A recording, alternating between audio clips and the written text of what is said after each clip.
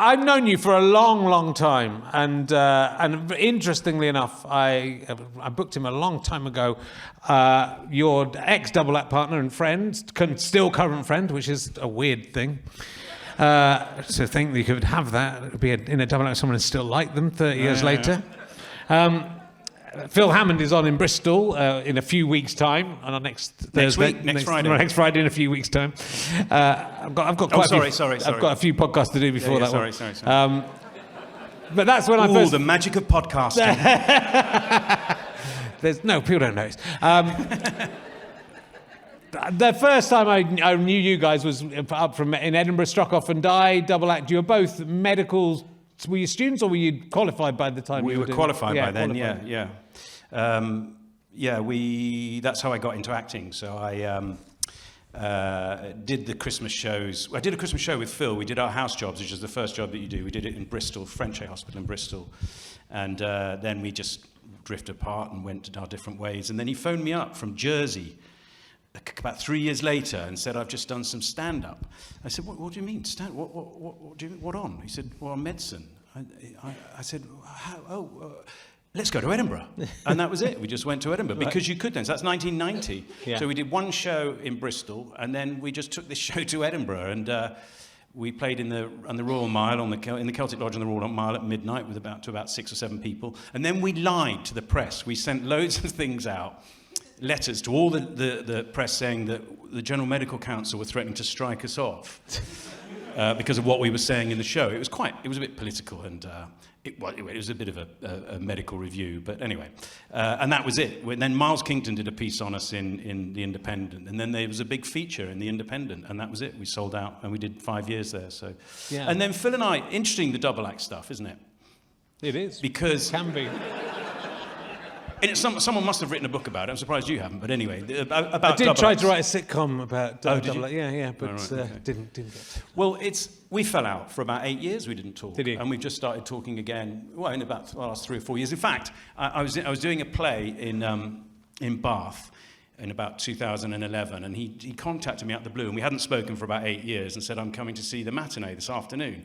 And I thought, oh, okay, which is a bit weird. You know, just you fall out over things. When you become a double act, you're going to change the world, and you're both going to do it together. And then one of them gets a little bit more success than the other one, and then the other one gets pissed off, and you just fall out. It's like a divorce, really. I can't imagine that. I can't imagine that. No, you wouldn't know. Don't know what you're talking about. Yeah. And I remember coming out on stage in this restoration comedy thing and thinking, Phil's there, really quite nervous because Phil was there. And all I saw was like this red head in the front row. He was sat right front row. He's ginger. He's not anymore, he's grey. But anyway, and we met up last weekend and we might get the band back together. Oh, really? We're thinking of getting something written. Yeah, fantastic. Yeah. Well, it was, we both had the same producer on the radio. You did a radio show on Radio 4 at the same time as us, and Sarah Smith was your producer, right? And so I think that's right. I know Sarah, but no, it wasn't. Oh, wasn't it? It was Jon Magnuson. Oh, was it? Oh, well, yeah. Sarah was... I remember Sarah being involved. She was singing your praises then, maybe it was. But yeah, so you were around the same time we were all kind of working on the radio together. So yeah, it's kind of, that's... and today I looked you up and I found an old clip of you and Phil and Sandy Toksvig doing a dreadful sketch. We got asked to do a lot of things on the telly when we weren't really ready, and there's some awful stuff on YouTube. I very excitedly found our first television appearance. So again at Edinburgh, we went to Edinburgh on the cheap, and our first television appearance was on something called Up Your Festival that Sky B were doing. And I found it the other day and I said to my daughter, I said, oh, come and watch this. This is our first TV appearance. And I put it on. And it was so shit. It was so bad. It was awful. I shouldn't have mentioned it because now everyone's going to fucking go and watch it. Shit. Anyway, I didn't find it was so very, very bad, very rusty. But it was 30 odd years ago, I suppose, was it? Yeah. Well, but I was saying to you backstage, but I'm doing something next week about my amazing book, Can I Have My Ball Back? And the guy who's going to interview me did a Zoom call for me, and I realised he was this guy who used to do comedy at Oxford. I hadn't seen him for 35 years, and he hadn't said anything, and I just saw his name, went, oh, and I realised it was this guy, and he was in a sketch group with Al Murray, and I texted Al and said, oh, do you remember Paul Fate? He said, yeah. And he said, yeah, we were in a sketch group called Eat and Excrete. Oh, lovely. And I said, it's a good job there was no internet back in the 1980s, wasn't it? What a terrible name. And then they changed their name to the Barstoolie generation. That's it, which is worse, isn't it? Well, we were in all the medical reviews at uni, and they would have terrible names like, I don't know, On Her Majesty's Secret Cervix. Right. Topical. Room with a poo. Yeah. You know, they always had, and hence Struck Off and Die. You know, we just stuck with that. And which one struck off? And it's like, it's a thing that medical students tend to do. We used to do.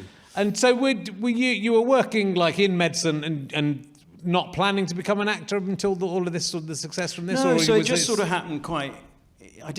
Everyone sort of thinks it was a brave decision and you ran away to join the circus. Well done, you, isn't it fantastic? But no, it just sort of happened, and I carried on training to be a GP, and then I then started picking up other acting jobs. I worked with Lenny Henry and things, and then even My Parents Are Aliens, that came up in 1999, 25 years ago this year, and I was still working as a locum GP, and that's when I sort of realised that it was getting slightly difficult. I was in Herne Hill and Tulsa, I think, and the receptionist said that the mum was coming out with this little baby, and she was going, "No, it's not. It's the doctor." She goes, "No, it's Brian from My Parents Are Aliens."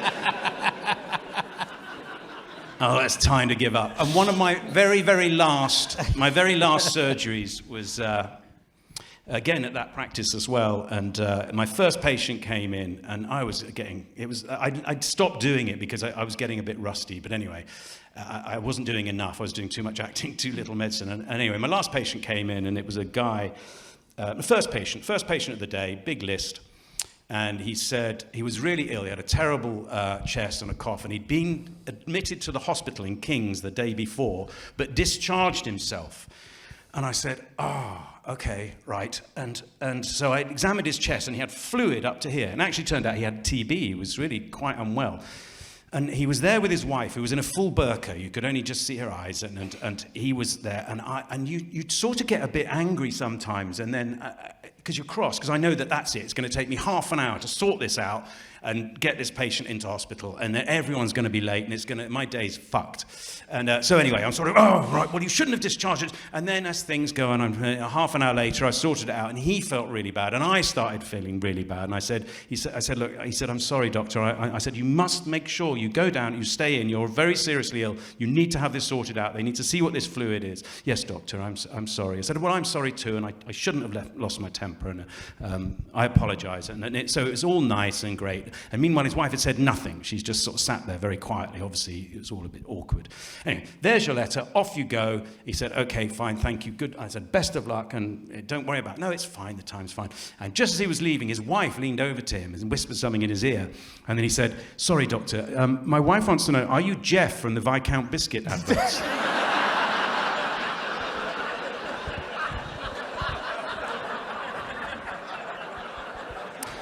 And I just went, yes, I am. Yes, but good luck, and you get that thing sorted out. Off you go. Yes, and I'm mental about them. So then I thought, yeah, I've got to give this game up. Really, it's going to be a bit difficult. It's amazing that you were because that's 10 years into your acting career, or 7 or 8 years into your acting career. So that's kind of incredible that you were still. I mean, it's difficult, isn't it? Because it's difficult to make that leap and go. And I guess when My Parents Are Aliens, which people I know still remember very fondly, 106 episodes. I think by the time you were doing that, you must have thought, okay, that's some security there at least. Yeah, the most security, and the reason why I was able to do it, and to come and not carry on in medicine and say, look, I'm going to give this up and just try acting for a bit, was the fact that I married a doctor. Right. And literally, and that's the double act that we are. So my wife met me at med school, thought, oh, great, I'm going to marry a GP. Fuck off. So if it wasn't for Kate, who's a consultant anaesthetist, and I probably wouldn't have done it, I don't think. But everything landed, and you're quite right. Yeah, I went for an audition for a children's series, and I didn't want to do it. And I said, I don't want to do children's telly. I was a bit uppity about it. And I went to it, and at the audition, I remember meeting Felicity Montague, who plays Lynn in I'm Alan Partridge, and we were having a chat because she was in the radio series that I did, the Struck Off and Die thing. And she said, have you read this? I said, yeah. She says, it's quite good, isn't it? I said, yeah, it's pretty good. Anyway, I went in. I don't even think they videoed me. I think I had a 15-minute casting, and that was it. And it was only 6 episodes. And then it just took off. And went for 8 years. Like I say, it's 25 years. We're about to have a 25-year reunion. We're all going to meet up and... with various babies and things in tow. But yeah, we all still keep in touch. And it sort of changed my life, really. And it's still something I'm recognised for every day. Yeah. Every day. And what's lovely about it, it's not like being in an adult series or being a comedian. I don't like your stuff. I didn't like that series you're in. It's just people just unconditionally just go, oh my God, you're my childhood. And they sort of turn into children again. They're all in their 30s now, and they just get a bit, and they sort of have their photo taken with you, and they're a bit shaky and stuff. And it's just been an absolute pleasure. It's always just so lovely. And I go to a lot of music festivals and things, so I tend to get spotted a bit there by them. Do you just go to those in order to get spotted by the young people? Is that why you're there? Like BP Garage, though, I tell you. Fucking shocking. Shutter problem.